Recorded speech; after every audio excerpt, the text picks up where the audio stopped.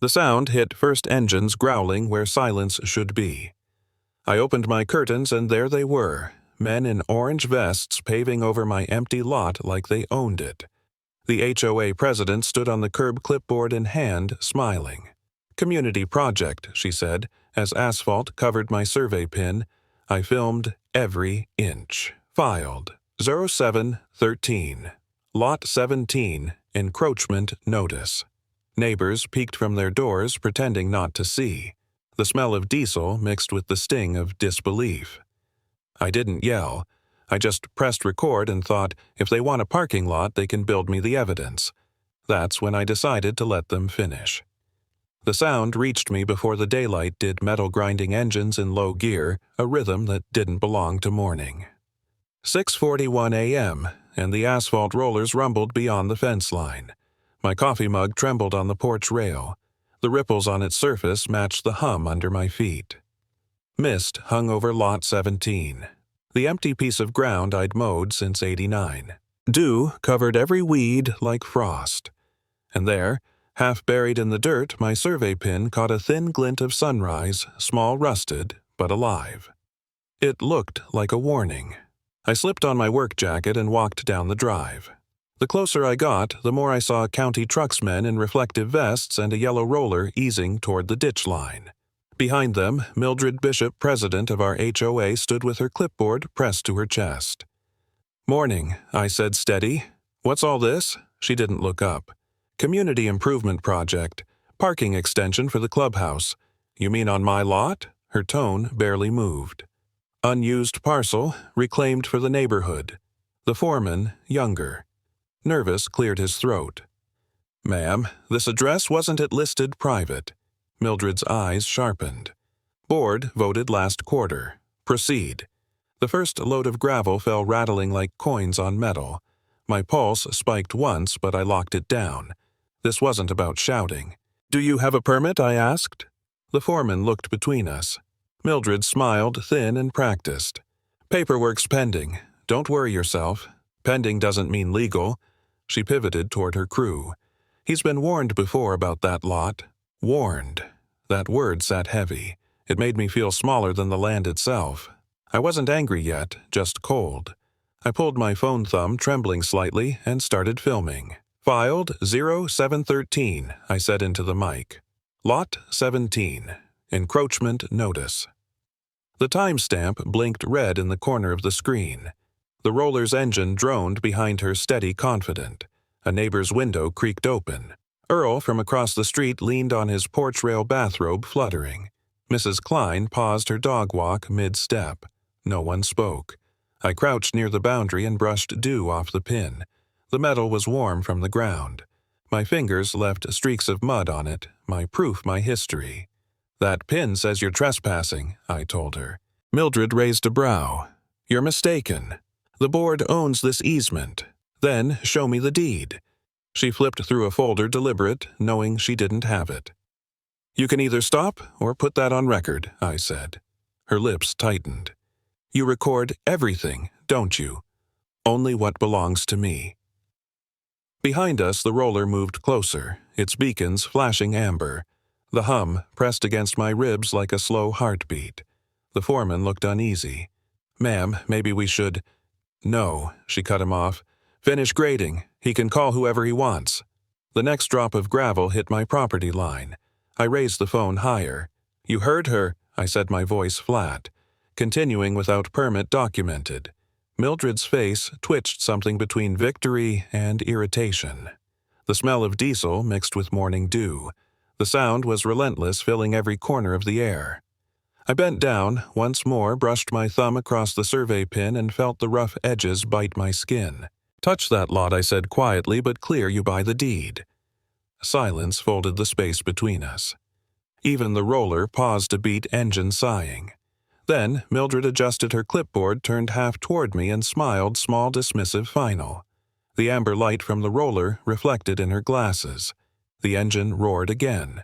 She didn't move aside.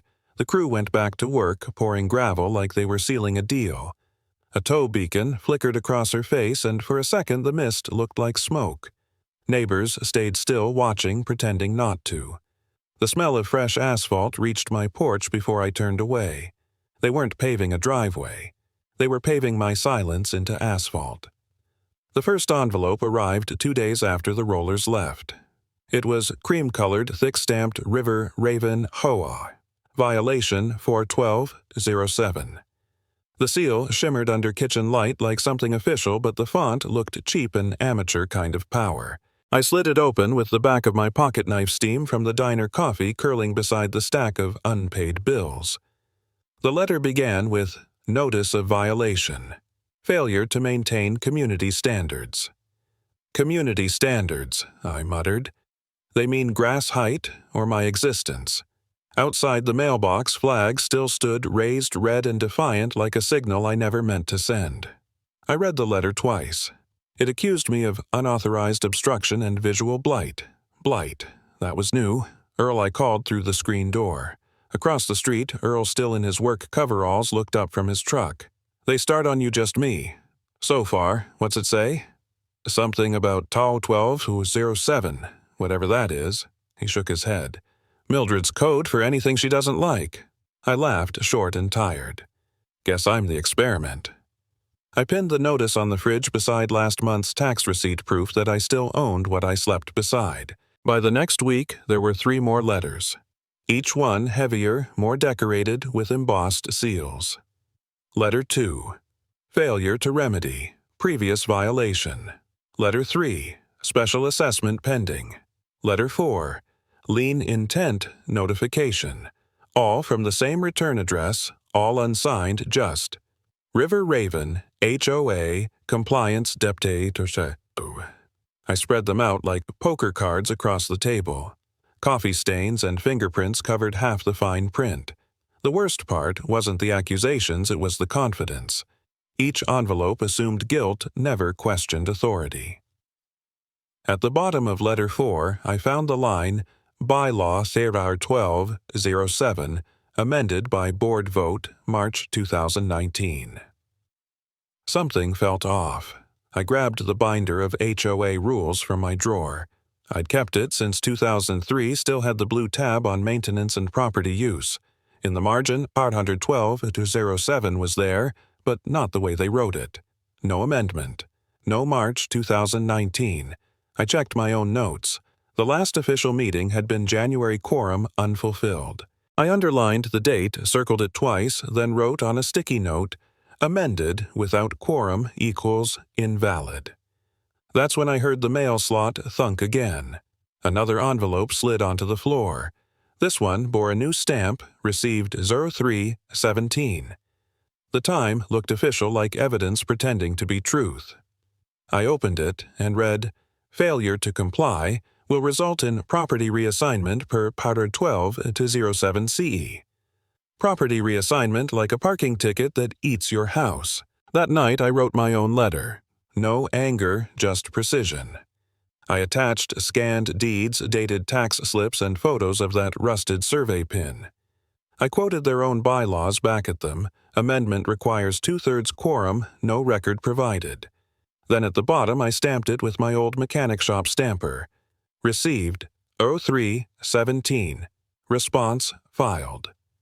I laughed once at the sound, low and final. When Earl stopped by later, I showed him the stack. He ran his thumb along the top envelope. They're daring you to blink. I'm not blinking, I said. They think paper makes them bulletproof. Paper's neutral, I replied. Depends who writes it. He grinned. That your sermon for the week if rules beat people, I said you lose both. Earl nodded slow and took a sip of the burnt coffee I'd been living on. A few evenings later, the HOA newsletter landed on every doorstep.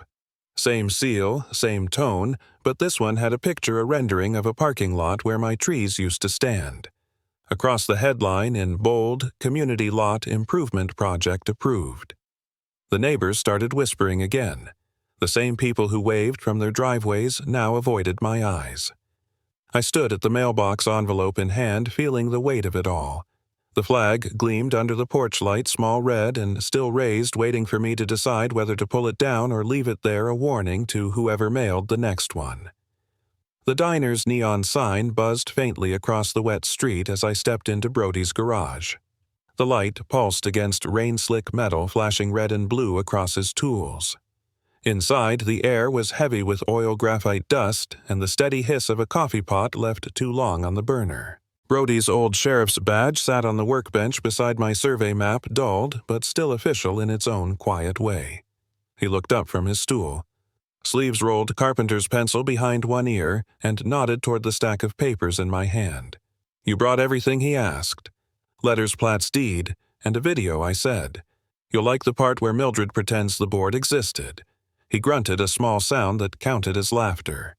The walls around us were covered in torque charts and faded county maps. Brody spread my plat across the bench, laid a transparent overlay on top, and fixed both with thumbtacks. The plastic glinted beneath the fluorescent light. He traced a slow finger along the north fence, then the east boundary, frowning as the lines refused to match. The overlay's border strayed 8 feet into my property. "There it is," he said.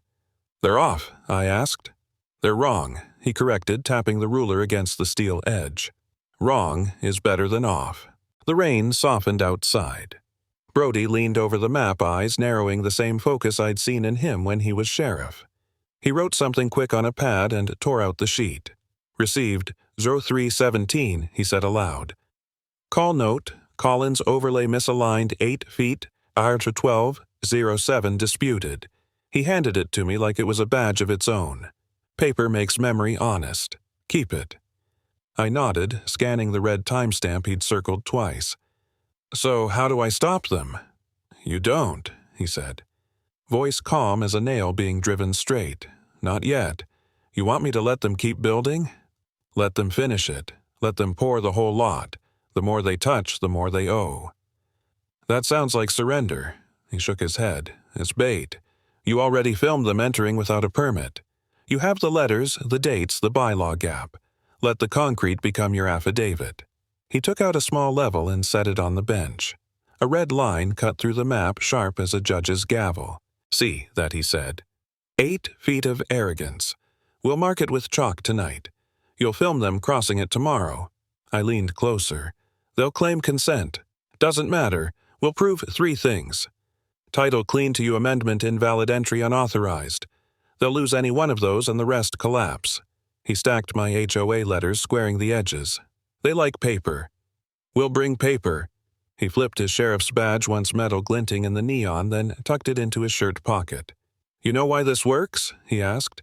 "Because it's slow, because it's patient," he said. "Law's slow by design. Concrete's slower. When it dries, it tells the truth." He reached for a clean sheet and wrote across the top in bold pencil, Lot 17. Never dedicated. Beneath it, he drew 2 parallel lines labeling the top theirs and the bottom yours, shading the narrow strip between them. "This is the picture you want in front of a judge," he said. "Not a speech, a picture." I studied the map, thinking about Mildred's smug smile and the survey pin I'd held in my hand that morning. "Feels like I'm letting them win." Brody smiled faintly. "Let them think they're winning. Confidence makes better evidence." The garage smelled of rain and old rubber. I could hear distant laughter from the diner as a waitress dropped plates. Brody poured 2 cups of coffee from his dented thermos, the steam curling up between us. 3 rules, he said.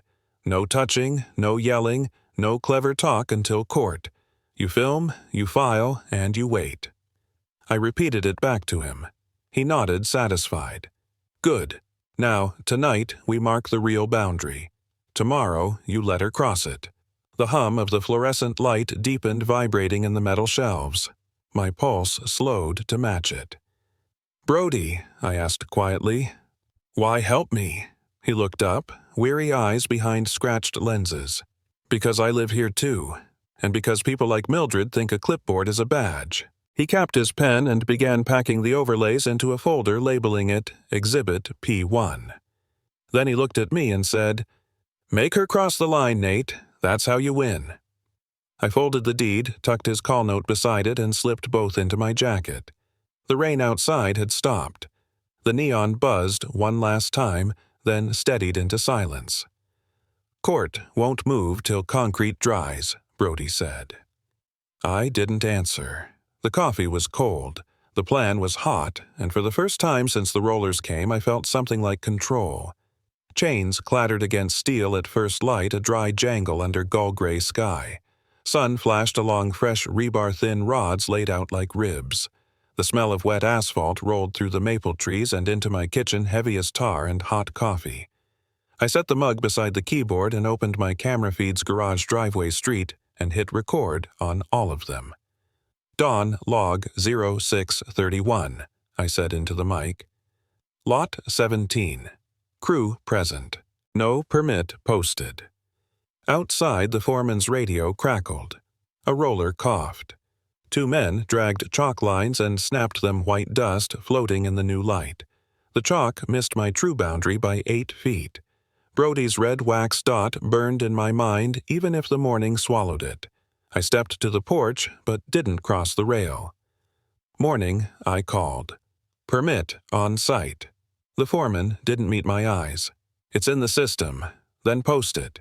He shrugged, motioning his crew forward. Chains clinked again. A drum of bonding agent popped like a cork. The smell stung the back of my throat. My phone vibrated in my palm. Mildred on caller ID. I let it go to voicemail. The camera saw more than her voice could say. On screen 2, the survey pin I'd held 2 mornings ago blinked in dew. A laborer walked over it, set a tamping plate, and the pin vanished beneath a first smear of tar. The loss landed harder than I expected. Not grief, not rage, something tighter, a coil clicking into place. You got that, I whispered to my phone. Got it, Earl texted back from his porch. Amber, beacons, no permit. Keep your distance, I replied. We're gathering weight. I slid back inside and pulled up email. An overnight message from County Right-of-Way glowed on my monitor. Easement request for Parcel 17 denied. No dedication on record. Merit, ROWW. I highlighted the line, printed to PDF, and stamped my response with my old shop tool, received 0317. The thunk of the stamper in the quiet kitchen sounded like a gavel. Filed and backed, I said to the room. The day unspooled in montage. Camera angles clicked. The roller crept and hummed. A truck dumped aggregate that hit with a sound like heavy rain on a tin roof. I logged every hour out loud, a drumbeat of time. 0750, no permit posted. Chalk beyond boundary. Overlay, variance 8 feet. 0910, compacting begins. Crew ignores request to post permit. 1056 phone call from HOA unanswered. Document retained. Around lunch, the foreman finally approached my porch steps, palms up, like he carried nothing. We need your signature on the delivery, he said. Gate panels inbound. I'll acknowledge receipt. I said not consent. He shifted his clipboard. It's for the record. So's this, I said, raising my camera. State your name and company. He did eyes on the lens, voice dull with obligation. I repeated it back for clarity and read the time. He tried again with the pen. I kept my hand at my side. If you're sure, he said. I am. He stepped away, relieved that I hadn't argued. He didn't understand that silence was heavier than a speech. Steam rose off the fresh pour when the sun finally broke free of clouds. The slab whitened at the edges like breath on glass. I zoomed into the sheen where microbubbles broke each a small recorded confession. The survey pin was gone from sight, but louder than ever. My phone rang again. Mildred, this time followed by her voicemail preview. This is a lawful improvement. You've been warned. I saved it, labeled the file Exhibit D9, and moved on. At 1, a city inspector drifted by in a white sedan, slowed, then didn't stop. I filmed the plate, the roll of his window, the quick glance that said he wanted the day to remain simple. Sir, I said from my porch, not raising my voice. Are you looking for a permit posting? He pretended not to hear and let the sedan coast away. My camera heard for him. Back inside, I opened the easement denial email again, then placed it side by side with a screenshot of the HOA newsletter. Community lot, improvement approved, and took a capture with both in frame. I dragged a yellow highlight across denied, then across approved, and typed a note beneath conflict on record. The cursor blinked like a metronome. Paper outlives noise, I said to the microphone. Earl texted, "Write that on a shirt." On the transcript, I replied. Afternoon shadows slid toward the slab. The crew set sonotube forms for stub posts where a gate would rise. I held the deed in my left hand and the camera in my right and read key lines into the mic parcel number bearing's recording date. The words steadied me more than the coffee. Every phrase felt like checking a torque spec before ignition. The foreman called from the curb, "We're setting bumpers. You sure you don't want a resident pass?" "I'm sure," I said. "You're building on my title." He paused, not from respect. Fatigue, maybe, or a tug of doubt he couldn't afford in front of the crew. "Talk to the HOA," he muttered and waved the men on. I didn't answer. The camera did. By 3, a pump truck arced a final ribbon across the section that hung deepest over my line. A worker dragged a bull float with practiced strokes trading ripples for glass. I kept my voice level and technical, a counterpoint to their rhythm. 1510, float finish. No permit posted. Title document present on site. Easement denied by county as of 0134. I held up the printed denial for the driveway camera, the county header crisp. The wind tugged the paper. I braced it with my thumb, and the stamp mark received 0317 caught the lens. Evening pressed down and the slab shifted tone from liquid steel to milk. Steam lifted in slow ghosts. I stood at the edge and watched a thin white vein form where thermal stress pulled against careless grading. "Got you," I whispered, a small sentence quiet as a wrench click when the bolt sets. No triumph, just alignment. The foreman shuffled over with a carbon copy tucked under a clip. "Last chance," he said, holding the form toward me. "Sign, and you'll get access code for the gate." "I'll pass," I said. "Send it to council." "You got council. I got paper." He frowned, then shrugged like a man closing a day without a tip. He handed the copy to his assistant instead and turned to the crew. "Call it," he said. "We're done." They loaded tools in a clang of small fatigues. Beacons flickered. A shovel slipped and rang on concrete, the note bright as a bell in a schoolyard after the final period. Somewhere behind the houses, a grill lid dropped a hollow BBQ thud that made the dog 2 doors down bark once and stop.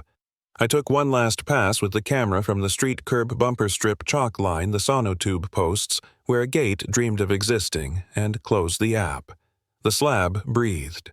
My yard smelled like rain that forgot to finish. Earl called from his porch, voice low enough to keep it neighborly. "That's it," I said. He held up his mug in a small salute and went inside. The sky slipped toward copper. I sent the day's log to a folder labeled Case Build, then duplicated it to an external drive and dropped it into the deed folder because redundancies sleep better than people do. The last roller stuttered into silence, and the street's usual quiet folded back around us like a map returning to its crease.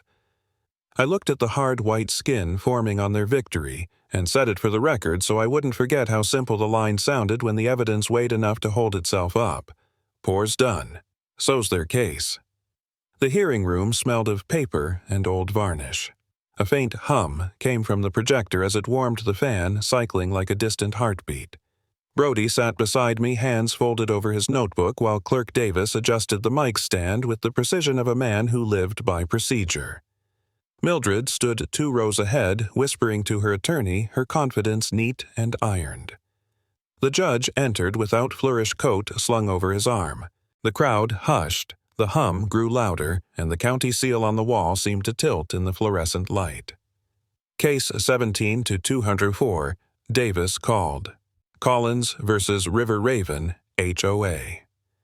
My name echoed harder than expected. The projector flickered to life, and on screen appeared a frozen frame from my footage, the parking lot, the roller, the buried pin.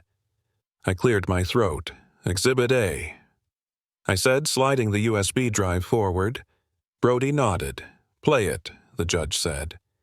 The clip began, Mildred's voice, bright and sharp, captured from the hidden cam I'd mounted in the mailbox post. "Get it open," she ordered. A sound of chains, the slap of asphalt laughter, then the word easement. When her face appeared, the room turned colder, and the judge leaned forward. "Stop there." The clerk hit pause and the image froze on her raised hand clipboard visible. Brody handed over a folder marked Filed 1442, Exhibit A, Audio. The clerk's stamp landed with a flat thud that felt like punctuation. The judge motioned to zoom on the clipboard. The gold seal gleamed larger than life, its letters uneven notched. He frowned. That seal, where was it obtained? Mildred straightened. Standard issue. Your Honor. Brody passed the printout he'd prepared the county's registry of authorized emblems. The screen split official list on the left, her forged seal on the right. The difference was small, but lethal. Gasps rustled through the back row. The judge's voice lowered. No bylaw grants eminent asphalt. Mildred's lawyer began to speak, but she raised a hand and stopped him, maybe realizing that any word would only thicken the air. The clerk typed keys, tapping like distant rain. My camera still recorded from the aisle lens, catching her silence as she stared at her own reflection on the screen. Mr. Collins, the judge said, you documented this correctly. Every inch I answered, from pour to pin. He nodded once. Brody smiled without showing teeth. Davis flipped the page and read the summary, unauthorized occupation confirmed. Restitution hearing scheduled. The room shifted again. Chairs creaked. Someone whispered finally. Mildred stayed still, eyes on the dimming screen where her seal glowed like fool's gold. I looked at her, not angry, just steady. Paper. Outlives noise, I said. The quote hung there heavier than the gavel that followed. The seal came down with a deliberate thud, and for a second the whole office seemed to breathe around it. The clerk's arm stayed steady as the metal circle sank into the paper, leaving its raised imprint like a shallow crater of truth. Ink spread in slow veins across the signature line until it touched the word injunction. The smell of wet paper and toner mixed with rain sneaking through the vent. I watched the mark dry quiet, final heavier than applause. The clerk adjusted her glasses, tapped the edge of the page twice, and looked up. Case 17-42. Collins versus River Raven, HOA. She read aloud, monotone but clear. Temporary injunction granted effective immediately. Her pen flicked across the bottom margin. Filed 1442, INJ 17-42. The numbers steadied my breathing more than any sentence could. Brody stood next to me, his jacket damp at the shoulders, hair still glistening from the rain. You hear that? He said under his breath. You're officially untrespassed. I nodded, the word hitting somewhere below pride and above exhaustion. On the counter beside the notary's mat, the clerk's stamp pad sat open, ink pooling like midnight oil. She wiped it with a small cloth and slid a fresh copy toward me. Certified and entered, she said. Judge Harris signed at 1420, clerk's verification 1442. You'll want to store it flat until the ink settles.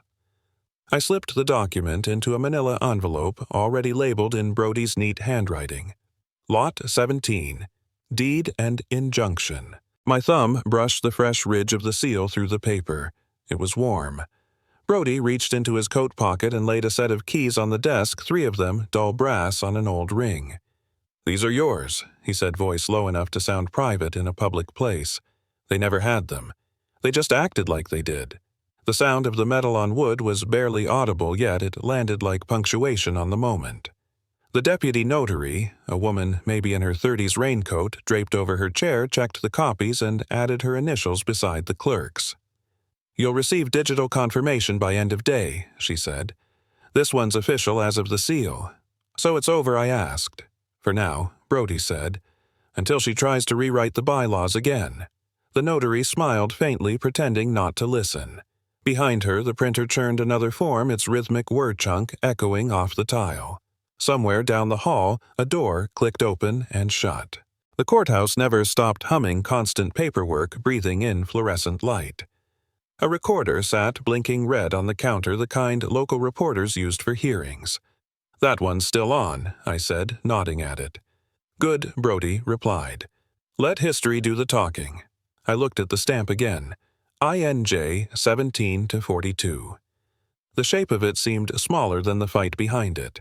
My hand shook once, then steadied. The clerk offered a faint smile. "It's a clean win, Mr. Collins," she said. "Most folks settle before it gets this far." "I wasn't looking for far," I said. "Just fair." Brody chuckled softly. "You'll ruin her HOA newsletter with that line." Rain pattered louder against the window. I tucked the keys into my pocket, feeling their cold edges click together. The noise made me think of the first morning when chains had rattled across my fence. Same rhythm, different weight. We stepped out into the narrow hallway floor, wax reflecting the overhead light. Brody carried the envelope under his arm like evidence still needing daylight. "You notice something," he said as we passed a wall of county notices, permits, auctions, and a flyer for a lost retriever. "Every single paper here means something to someone. That's the whole trick. And people forget it," I said, "until someone like you reminds them." The smell of ink followed us toward the exit. Through the lobby window, the courthouse steps gleamed dark with rain. A small cluster of neighbors waited under umbrellas, heads bowed against the drizzle. When they saw the envelope, a few lifted their chins. One of them, Earl, probably started clapping. Just once, then twice until it spread. The sound wasn't loud, just steady like rainfall deciding to keep time. I didn't wave. I wasn't sure it was for me. Brody tipped his hat anyway, embarrassed by kindness. "Guess they read the ruling," he said. "Guess they lived under it," I answered. The wind shifted, carrying the courthouse flag sideways. We stopped at the base of the steps. Brody looked up at the seal carved in stone above the door. "Funny," he said. "All that trouble because one woman wanted to move a line." "Lines move," I said. "Deeds don't." He smiled and handed me his thermos. The coffee inside was cold, bitter, perfect. "You gonna frame the injunction?" he asked. "No, just file it." "Modest hero," he said. "Mechanic," I corrected. He nodded, satisfied. "Same thing when the engine's justice." We walked toward the parking lot, the rain easing into a fine mist. I could hear the soft tick of water off Brody's hat brim. The courthouse clock above us struck 3, each chime hollow, but clean. With every ring, the moment felt less like victory and more like release. At the curb, the reflection of the county seal shimmered in a puddle, its circle rippling with each drop. I crouched to tie my boot and saw the seal's reflection split, then realign as the water settled.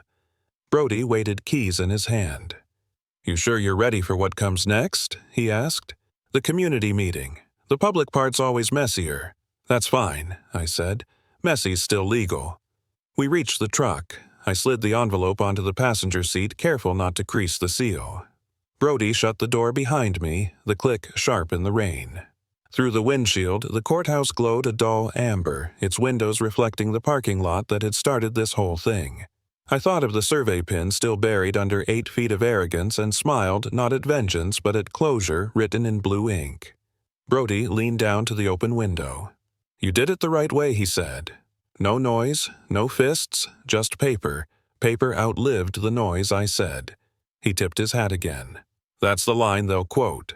The rain paused just long enough for a faint echo of applause to carry down the courthouse steps. I gripped the steering wheel, the envelope beside me like ballast. "Next stop," I said quietly, "the community meeting."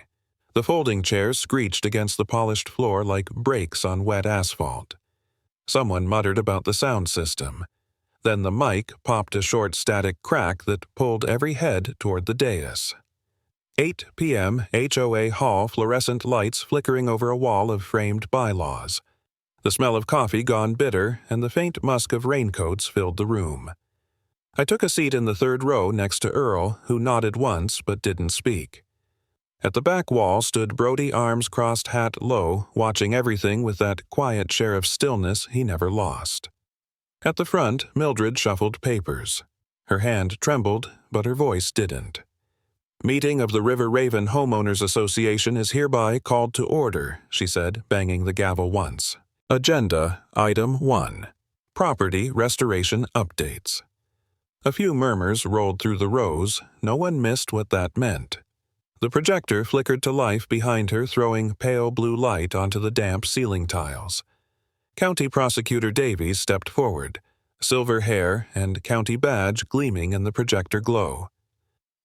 "Tonight's discussion involves verification of evidence," he said.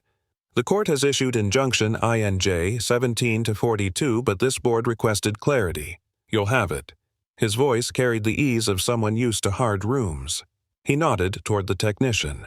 The projector hum deepened and the screen showed a grainy nighttime video, Mildred flashlight in hand measuring tape stretched across dark asphalt.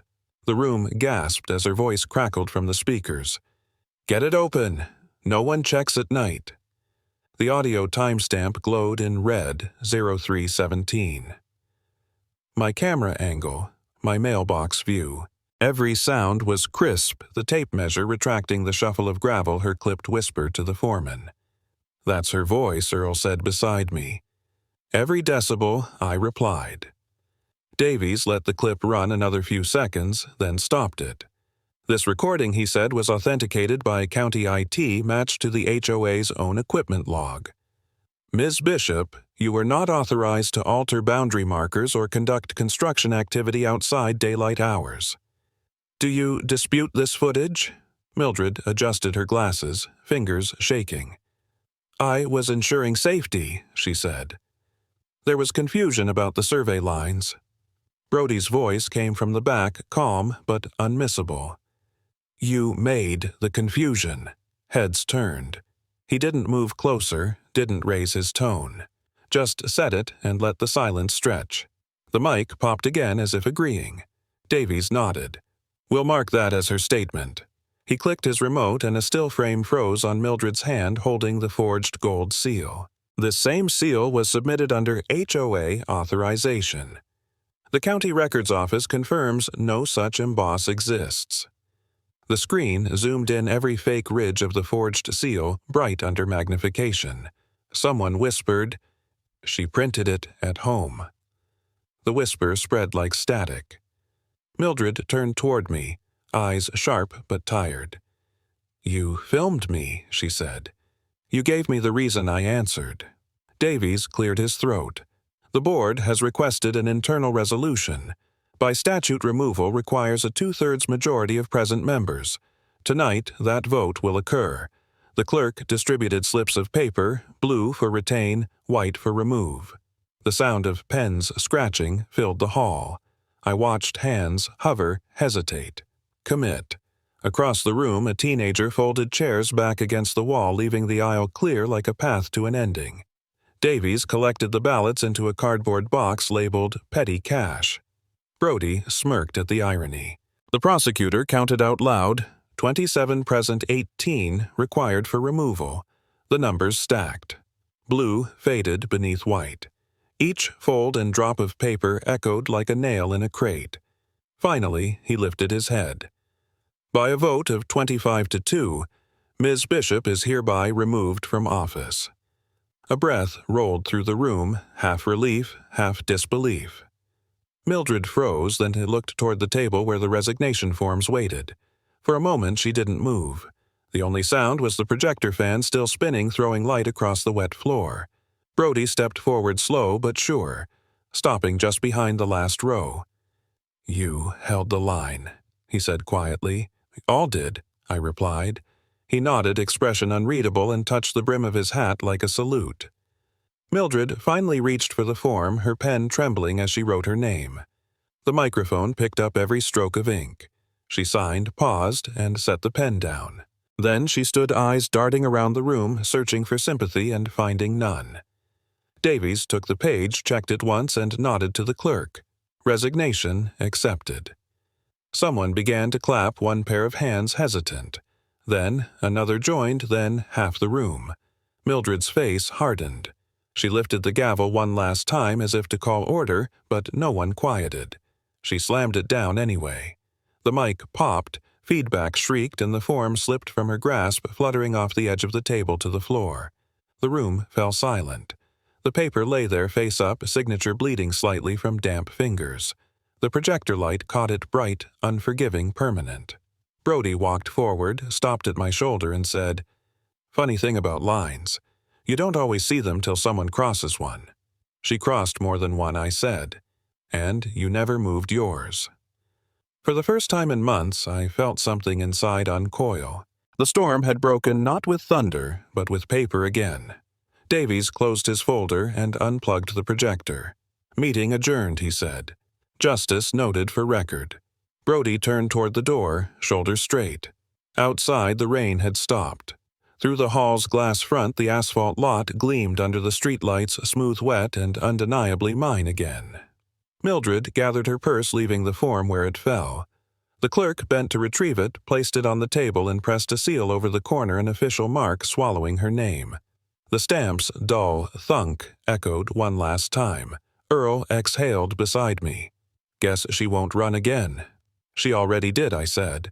"Right over the line." We stepped into the cool night. The smell of wet pavement rose up like closure. Brody stood by his truck keys, dangling faint light, catching his badge as he nodded once toward me. The hall behind us glowed with the pale blue of the cooling projector. On the floor, her resignation form still shimmered under it like a confession. The morning sun came slow, spilling gold over River Raven's quiet streets. Steam rose from the fresh pavement, thin as memory. The survey pin, once buried, nearly forgotten, now stood clean and proud in its original corner. Dew gathered at its base, reflecting the light like it knew what it meant to survive. The lot was still and perfect, repaved, smooth, no sign of the argument that had once cracked the air here. For the first time in years, it looked like a beginning. I stood by my truck coffee mug in hand, listening to the hum of early engines and the bark of a distant dog. The smell of asphalt mixed with wet cedar from the boards stacked near the garage. Behind me, the sound of a screen door creaked open, Earl punctual as always. "Morning, Nate," he called. "You're early," I said. "Didn't want to miss history." He crossed the lot, boots scuffing lightly on the smooth surface. "Guess this patch of ground's yours again." "Ours?" I said, nodding. He grinned, pulling something from his jacket, a hammer wrapped in an oily rag. "First donation," he said. "Built my porch with it back in '87. Figured the tool library ought to start with a story. It'll hang on the front wall," I told him. "First tool in, last one out." The garage door rolled open with a groan. Inside, the new shelves gleamed with fresh paint, each labeled wrenches, power tools, ladders. On the wall above the workbench hung a blueprint, taped neatly, edges curling from humidity. The title read in faded pencil, Lot 17. Community Tool, Library 2025. I'd drawn it in the dead of winter when I still thought justice came from noise. Now it looked like peace drawn on paper. Marla showed up next, carrying 2 steaming thermoses and a box of nails. Andy from the post office followed, his uniform shirt half untucked, holding a vintage level like a trophy. "Can't believe this day's real," he said. For months, that sign out front looked like a war marker. "Guess we traded trenches for toolboxes," I said. They laughed, low and honest. The laughter echoed against the clean walls and made the place feel more like a home than any HOA meeting ever had. Outside, the air warmed. Sunlight pooled over the bronze plaque still wrapped in paper on my tailgate. I peeled the tape carefully, the corners shining before the words came clear. Lot 17. Community Tool, Library 2025. Dedicated to the neighbors who held the line. The metal gleamed like a medal earned the hard way. Earl read it out loud and nodded. Couldn't have written it better myself. I drilled the first screw into the concrete post, sparks curling at my boots. "You sure you don't want a ribbon cutting?" Marla asked. "No ribbons," I said. "Just truth." Behind me, a familiar pickup rumbled to a stop. Brody stepped out, jacket collar up against the cool wind. No badge, no title, just a man who'd been right all along. He carried a folder thick with papers stamped and sealed and raised it in the sunlight. The marker across the front read, "Case closed." "I figured you'd want this," he said. "Frame it or burn it?" I asked. "Either way, it's yours." He leaned against his truck arms, folded, watching. I lifted the plaque into place. The drill whined the screw bit deep, and when it tightened flush, the bronze caught the sun in full blaze. Brody nodded once. "You turned a line in the dirt into something that'll outlast all of us. "You told me to," I said. "No," he replied, "you listened." The sound of the drill faded into the easy rhythm of conversation. Andy unpacked a box of donated tape measures. Marla poured coffee into paper cups. Earl strung an extension cord across the floor. It wasn't ceremony. It was repair, each small motion its own quiet redemption. Through the open garage I could see the survey pin shining in the morning sun. Beside it, the plaque gleamed on the post. Between the two, a beam of light crossed the pavement like a bridge passed to present fight to forgiveness. "You ever think she'll drive by?" Earl asked quietly. "Probably," I said. "Maybe she'll see it for what it is." He chuckled. "A monument." "A reminder," I said. "Paper wins when it's right." Brody pushed off his truck. "Don't forget that. Paper, not pride." He handed me one of his old keys on a ring stamped with a county crest. "For the record," he said. "Just in case anyone asks who locked this place down." I turned it in my hand. "You keeping a copy?" "No need," he said. "I've got memory." The group fell quiet for a moment, all of us watching the light shift across the pavement. Then Brody's truck started up again, slow and steady. He waved once and drove off down the hill, his taillights fading past the maple trees. Earl sighed. "Good man. Best I know," I said. Inside, Andy taped up a small sign, "Borrow. Return. Repeat." Marla turned the radio dial until a soft guitar tune filled the space. The song wasn't about winning, it was about keeping something worth fixing. I looked at the plaque one last time. The letters glowed gold now, each line sharp and clean. Above it, the sky was wide open, no storm in sight. "Guess that's that," Earl said. "Not quite," I said. "We've still got to make it useful." He raised an eyebrow. "You mean all this wasn't useful already?" I smiled. "Now it will be." The engine of my dad's old Ford turned over behind us, a deep, steady hum filling the quiet. I walked toward it, one hand brushing the warm fender. For months, that sound had meant escape. Today it sounded like belonging. Across the street, neighbors leaned from porches to wave. Some had fought beside me, some had watched from behind curtains, but they waved just the same. I lifted my hand back, feeling the old ache replaced by something softer. Earl called out, "So, what do we tell the next fool who tries something like this?" "Tell him the truth," I said. "And what's that?" I smiled, feeling the words come easy now. Finally, someone fought back. For a second, the world stood still. Then came the applause, not from anger or triumph, but from recognition of what it took to stand to stay to finish. The sound washed through the morning air and drifted upward, fading into the low hum of engines, birds, and a town at peace. The survey pin caught one last flare of light. The plaque held steady, and in the quiet that followed, justice didn't roar, it rested. Morning light hit the bronze plaque, its edges warm from the sun, and the metal seal of the county still stamped beneath the glass caught the same reflection. The lot was quiet now, no threats, no notices, only the steady sound of tools being borrowed and returned. Watching the neighbors work side by side, I realized justice didn't end with a gavel. It began with one person refusing to bend. We didn't rebuild walls, we rebuilt trust. Justice isn't loud, it's steady. The survey pin stayed upright, the plaque gleamed, and peace finally held. Finally, someone fought back. Share your HOA story below your map might help someone redraw theirs.